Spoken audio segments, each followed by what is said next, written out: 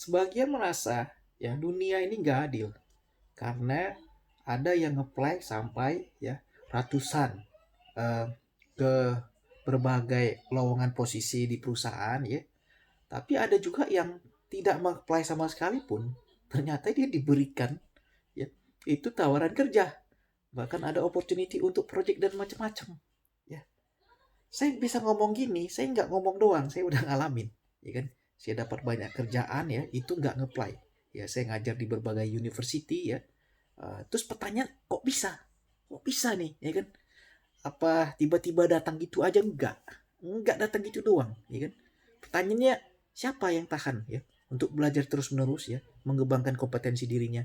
Siapa yang tahan ya untuk setiap hari berbagi pikiran ya, tulisan, publikasi ya. Saya banyak sekali intens ya berbagi di LinkedIn ya, membangun personal branding ya kan.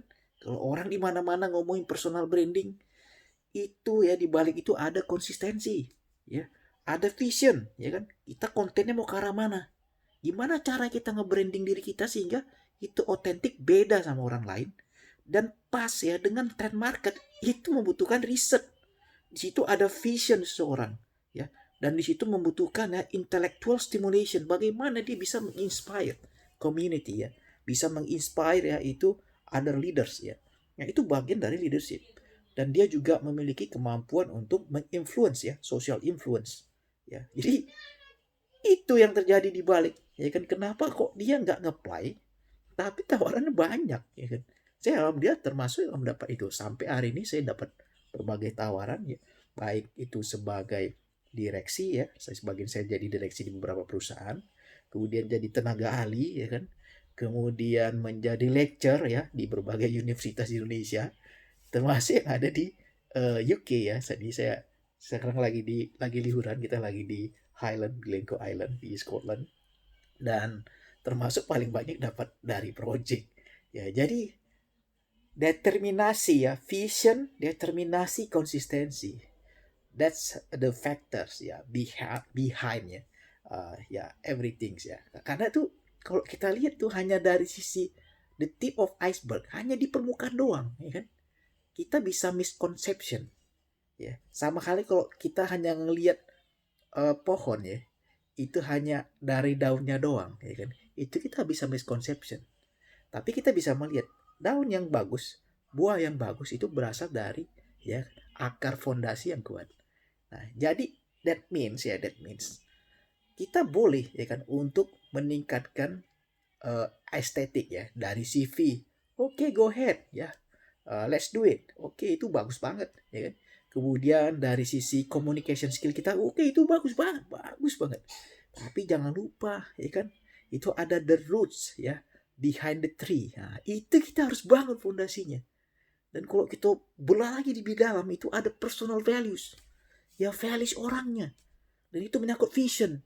Lu mau jadi apa gitu loh. Kenapa lu harus jadi itu? Sampai nanti lu kaji kan. Lu itu menjadi something, akhirnya bukan gara-gara lu doang, bukan. Tapi karena ada ya itu kontribusi sebagai panggilan ya kan. Apa yang lu bisa kontribusikan untuk masyarakat sosial. Sama lah kok misalnya lu pengusaha. Kok misalnya tanya, lu bikin usaha tujuan apa? Orang yang tujuan usahanya hanya mencari cuan, ya kan? Sama yang beyond ya. Beyond saya nggak bilang dia munafik nggak uang, nggak. Yang namanya insentif ya, finance impact itu adalah atribut yang berasosiasi ya, berkorelasi ya kan dengan performance perusahaan, ya kan. Tapi yang paling penting ya kan, aimsnya apa, objektifnya apa. Ya kan, kalau hanya sekedar cuan, lu nggak harus jadi pengusaha untuk mendapatkan cuan ya kan. Lu bisa hanya jadi karyawan juga bisa. Gue jadi entrepreneur ya karena melihat ada problem di market ya. Gue ngelihat itu ya, capacity learning dari organisasi besar itu susah karena ada stickiness di sana. Ada barriers buat mereka mempelajari misalnya big data, machine learning ya kan, computer vision itu nggak mudah. Dan gue sebagai user ya, I've been there ya kan, sehingga ngerasa ini satu kebutuhan. Gue tahu ada kebutuhan itu dan gue senang belajar. Jadi punya intellectual capital. Sehingga ini matching ya kan. Jadi when it comes to opportunity ya kan, kita punya uh, resources ya untuk fulfill ya, untuk seize the opportunity.